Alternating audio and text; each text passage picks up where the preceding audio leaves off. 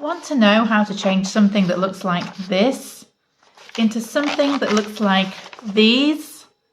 You don't need to buy any new craft paper. Let's make some together. Hello everyone, it's Helen from Journaling Planet, and today I'm going to show you how you can make your own craft paper from any sheet of paper, even one that you have printed on. My last video was all about alternatives to craft paper, and I used some atlas paper to create lots of different ephemera. I'll link to that below. Not long after I posted that video, I spotted a video on Carrie's, K-A-R-I-S, Carrie's Mixed Media Art YouTube channel, which I'll also link to below, where she made her own sort of Tim Holtz inspired craft paper, and she used rice paper, which I thought was really cool. But at the minute, I am trying to use it what I have in my stash. I'm trying to get rid of some of the hoard. So I thought, well, okay, if you can do it with rice paper, then maybe you can do it with any piece of paper. We're about to find out if that's the truth. So thank you, Carrie, for the inspiration on this. I really, really appreciate it. And I honestly don't know what is going to come of this experiment. This is a piece of paper that I've already printed on. It's just plain old copy paper. It has a poem on it that I've written, or a part of a poem that I've written. It's a series of 6 connected sonnets that I wrote for my first full poetry collection. I don't know if any of you write poems or books out there, but if you are putting a poetry collection together, printing it off, despite the cost to the environment, is such a good way of arranging the poems in the collection and knowing where to put them. Or maybe I'm just a visual person, I don't know. But I need to do that.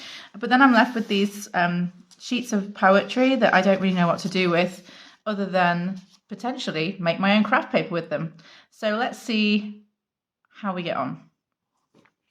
First thing I'm going to use for this project is archival ink, and I'm using this because I'm going to be using some paints on this page, and I'm going to be stamping on it first. If you are happy with just a monochrome design, you can use any black ink. Because I'm going to be getting this paper wet and I want the ink stamps to stay in place, I need to use my archival ink. So the first thing I'm going to do is look for some text. I have this big sort of block of text, and I'm going to start just stamping background motifs with the archival ink. It doesn't matter at all how neat it is. I'm just getting some texture on the page.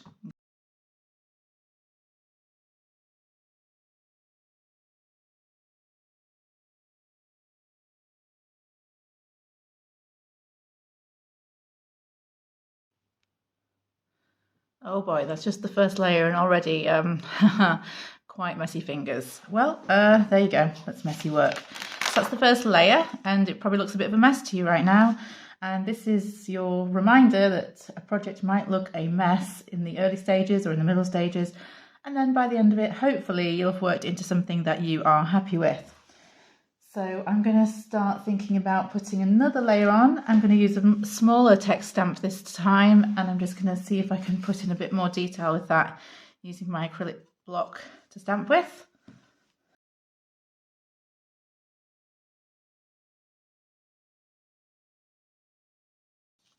Okay, a little bit more texture on there, and then I think I want something small, like the wriggly line on the postal stamp, like that kind of motif. Okay, see how this looks. Okay, I'm going to try now stamping some figures onto it. This is a lovely stamp that I got from a thrift store. I'm just going to get lots of ink on that, and this I do want to be a little bit more perfect, I suppose, closest to perfect in the imprint. So I'm just going to get plenty of ink on and go for it. Next is my vintage label stamp. It's not going to focus on that, but you'll see it when I push it down. And this time I've loaded my acrylic block up with a few different stamps.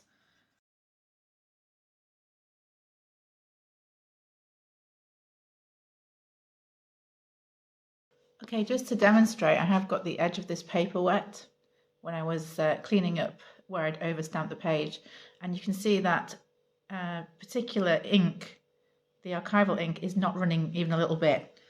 So I know I can, with confidence, start getting rid of some of the white in the background here, and it's going to be perfectly fine to do that. Everything's going to stay in place. Now, if you don't have watercolors, as I'm going to use, you can literally use tea, okay, and that would create a wonderful vintage effect. You can also use things like this, which I might use in some other incarnations of this that I'm going to play with in a minute. You know, so any inks at all that you have, and if you have inks like this, I'll just demonstrate with a little bit of the worn lipstick. You can just get a little bit of water, dab your sponge in a little bit of water, dab it into the ink, and just do a little bit of this kind of mottling, and it completely alters the look of the page. So I'm just doing this for demonstration purposes. I'm actually going to use watercolor for the most part. But as you can see, it's a very easy way to alter the colour of the page. And the pink just looks really wonderful next to these vintage images. I'll just do a little bit more in some of the corners so it doesn't look uneven when I've finished. And we'll get on with the watercolour. So just a quick watercolour demonstration before I get started. I'm not sure if you've watched any tutorials, but it is literally a matter of getting some water on a brush that is this kind of shape, if that's ever going to focus, and then I'm going to put it into the colour that I'd like. I'm going to dip it in the water again. I'm going to bring lots of water into this colour that I'm using until I've got a kind of well to draw from, and then I'm just going to keep dipping my brush in as and when I need it, when I feel it dragging across the page and I think it needs a little bit more. So I want quite a watery solution because I want to make sure that the ink stamps still show through. Okay, so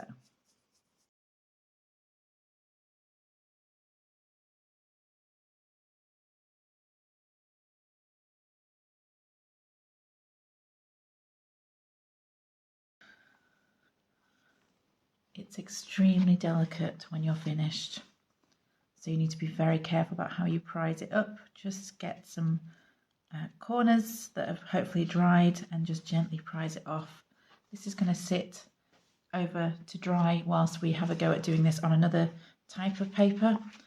And I'm going to speed up the next process so it's a little bit quicker. But at the end, I will show you how this is dried, and I'm very excited to see it. It already looks to me not like a piece of copy paper anymore. Let's see how we get on. Okay, so another thing that I thought was quite comparable is just quite a plain white book page. I think some junk journals have quite a few of those lying around. So I thought I would have a go at doing a similar process with this. I'm going to speed this up because you've seen me do it once with the plain piece of copy paper, but I am going to use some different stamps, some different colours and some different motifs.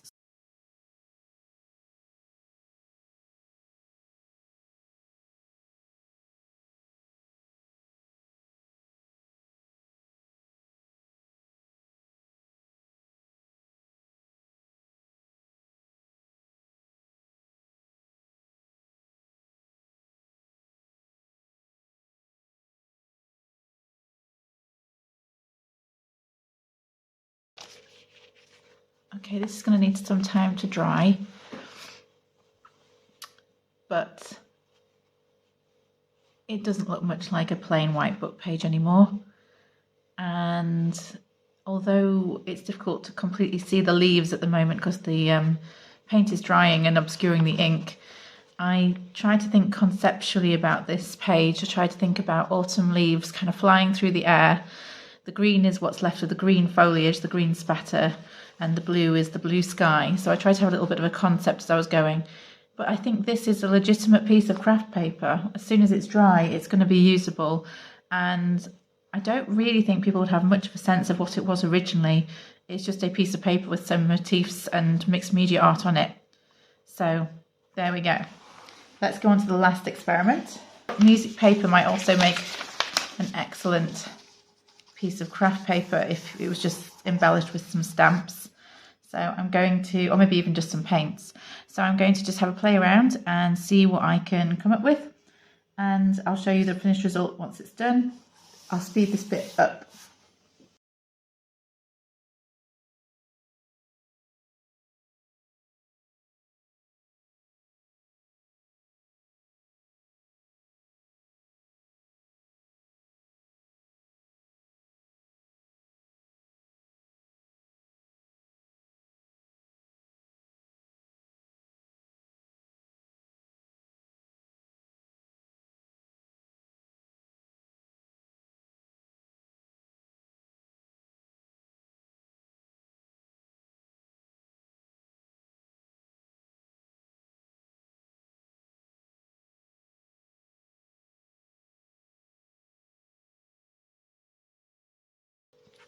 Okay, this is now ready to go and dry.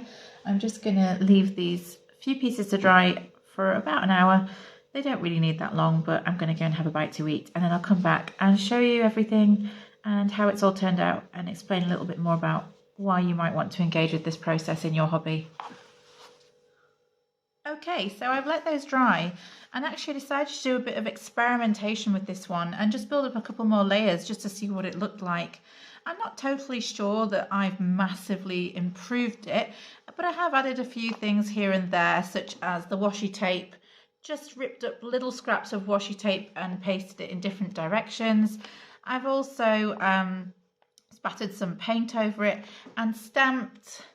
Perhaps you can see these little motifs here with some brown ink, just a bit of a floral motif across the whole thing, just to build up a bit more texture. I liked it as it was, but I just decided to have a bit of an experiment. You can just go the quick and simple way that I did in the beginning, and you'll still have something really beautiful. These have dried lovely. I can see that these leaf stamps that I got need a bit of sanding, but I can still make something really beautiful out of these, even though the impression with the ink stamp isn't that strong. And I really love the way this is dried too. I love the colouring on it, and I know that when it is either cut up or folded up, it will look really beautiful in whatever it is that I make. So thinking about that then, thinking about what it is that we could make with these things, I'm just going to do a couple of quick demonstrations using the scrapbook paper we made, and also maybe some small embellishments. I'm going to use these pieces of card that I've got from the dog food packet we happened to buy. It's complete coincidence, you understand, that as a junk journaler I happen to buy dog food packets that have this wonderful brown backing that are perfect for bookmarks, which is what I'm going to make today, and journaling cards and tags. Complete coincidence. Do you believe me? You should. You should. Right, let's get going with the bookmark. I'm going to speed this up and just show you the basic process.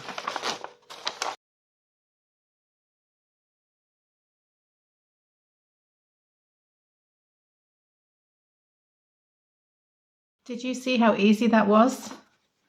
What a beautiful bookmark that has turned out to be. I can't believe it. It's a bit like chopping up masterboard, and all of a sudden it brings all of the detail into focus when you cut it up.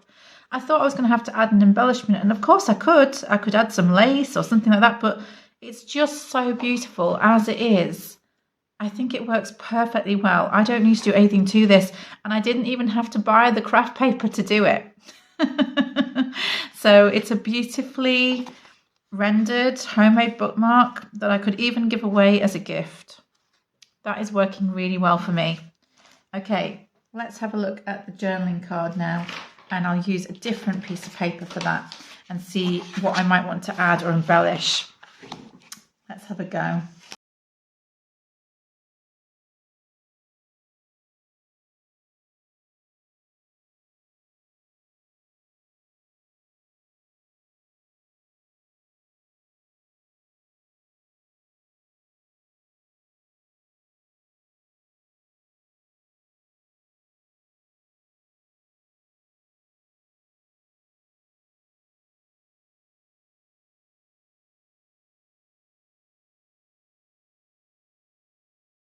Well, what do you think?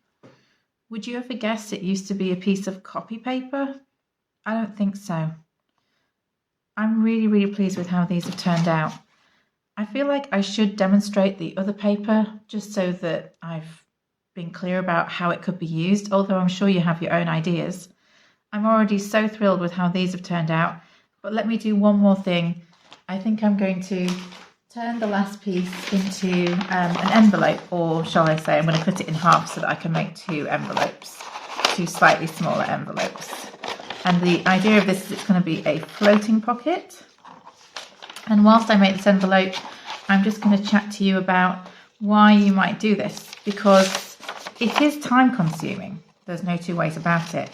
You've seen that I've taken some time to do this video, and I've edited it down so that it's not too long, but in real time this has taken me a couple of hours all told to put all these things together. So I'll just do this little fold in the middle here.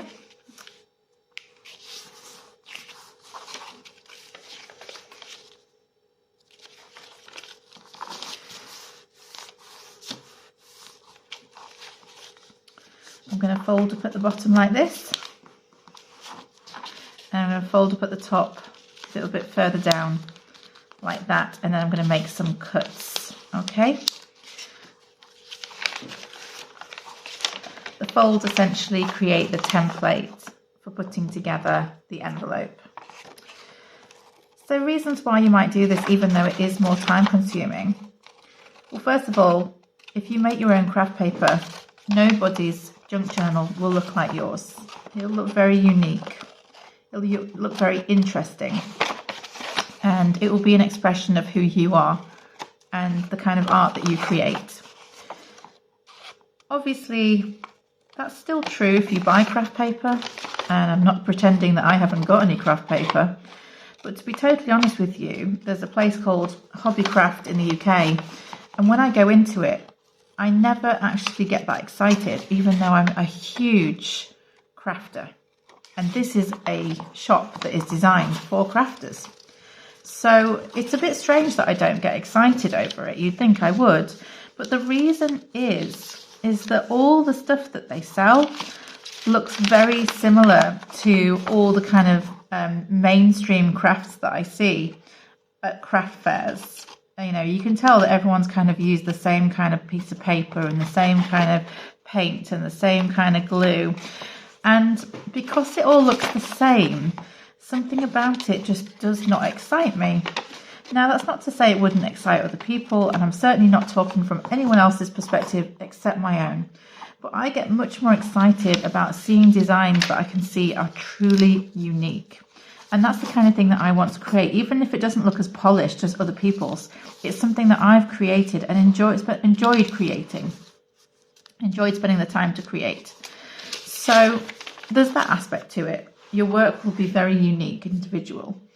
It's also the case that you will be helping the environment because you will not be using new paper. You will be reusing paper either that's already been printed on from your own printer, or book page, which is reclaimed material, or music paper, which is reclaimed material, or any other piece of paper. You could do this with a junk mail envelope. Just open it up and put it flat, and you could decorate it any way you wanted. So you'll be using reclaimed materials and helping the planet. And the third thing is that it is frugal. It means you're not going out to spend yet more money on the hobby that you love. Now, there's nothing wrong with spending money on the hobby that you love, but a lot of us spend more than we need to, if we're truly honest with ourselves. And with that in mind, look how wonderfully that's come out. With that in mind, I do think that making your own craft paper, maybe not all the time, because sometimes, just as I do, you'll see something on sale and you think, I really, really do want that. This is not just an impulse buy. This is something I really do want. Okay? So maybe when you see that kind of paper, yes, of course. I'm not going to stop you. I'm not going to say it's bad or wrong or that you shouldn't do it. If you see something you love and you've got the money in your pocket, go to town. But if you're just buying craft paper just because it's there or because it's on sale, even if it's not really to your tastes, it's not a very useful way to spend your money on the craft. And there are alternatives to it if you don't have much money to spend on the craft. You don't have to spend hardly anything on this craft. You know, a lot of the ink stamps that I've used for this, they cost a couple of pounds, which is a few dollars in total, and I can use those over and over and over again. And that is why I buy them, because I know they're a renewable piece of equipment. They're a tool as opposed to something that I'll have to renew all the time like paper. So I do think it is worth thinking carefully about how you spend your money on the craft. Mind you, I am an extremely frugal person. I am an author for my living, and that's what I do when I'm not crafting. When I'm working, I'm writing books. And you may have noticed that there are not many rich authors in the world. So I'm a very frugal person so that I can live off what I make from my job. So I'm always going to go for I'm totally biased. I'm always going to go for something where I don't have to spend any money over something where I do have to spend some money. So I'm biased on that front. You know, I love frugal living. And there are people who are in the same position as me where they have a limited amount of money to spend and they don't necessarily want to spend it on things that they could make for themselves. So I'm just throwing this out there. You do not have to buy the Tim Holtz. You do not have to buy the Hobbycraft or the Hobby Lobby, whatever it's called in your country. You do not have to buy that. It will not necessarily make you more creative. You can make something perfectly beautiful, as I think I've just demonstrated with this lovely envelope, without spending money on new materials. You can buy a secondhand music book and paint on it. You can buy a secondhand book. The last one that I used in the last video cost me 50 pence and there was 200 pages in it. That's going to last me a long time. So you can do this and you don't need to spend money to be part of this hobby. In fact, if you don't spend money on things like paper, at least, you will be doing the planet a big favour as well. So let's do a little recap of what we've made, because I am really excited about how these have turned out. So we have the bookmark. Just give you a close-up on all the texture. I can't believe how well that has come out. Really, I cannot believe it was just a book page. And then we've got this was once a piece of copy paper. I just don't think anyone would know. And then a piece of old music paper made into a envelope, which I would use as a floating envelope in my journal. Just put a paperclip in the side, and then I could, you know, if I wanted to further embellish this, I could do, or I could just allow the envelope to sit as it was in the journal and decorate it as it was. I really hope that this has inspired you to look around your house for just stray pieces of paper. As I said, you could take a piece of junk mail, you could take a piece of junk envelope, anything that is lying around, okay, you can make into craft paper and you do not have to buy anything. I'm going to be doing a big 100-day project soon about trash to treasure. And whilst I'm doing my 100-day project, I'm going to be doing little frugal living tips as I'm crafting because I'm so obsessed with it. And I'm really passionate about it, about not giving the system and the man any more money than you need to. I think maybe it's the creative in me. I'm a little bit of a rebel on that front. And I do think it's important that we look after ourselves and our bank balance. And I'll be talking a little bit about that on the videos as I do that 100-day challenge. And it's all going to be trash to treasure. So it's all going to be things that are lying around your house that I turn into something beautiful for junk journals. So that's going to be coming up on the channel soon. If you have an idea of what other kind of paper might be lying around the house, or, you know, lying in a junk journal as stash that they could use and alter instead of craft paper, instead of buying new craft paper, could you drop a comment below so that everyone can benefit from your suggestion? And if you have any frugal living tips, I will also love to hear those because I'm obsessed with them. So that's a little bit about me and my obsessions. I will look forward to seeing you in the next video. I am hugely grateful for all the subscribes and the comments. I can't even tell you. It's been a hard time with my husband's health recently, so it's really, really helped me. And I look forward to seeing you next time.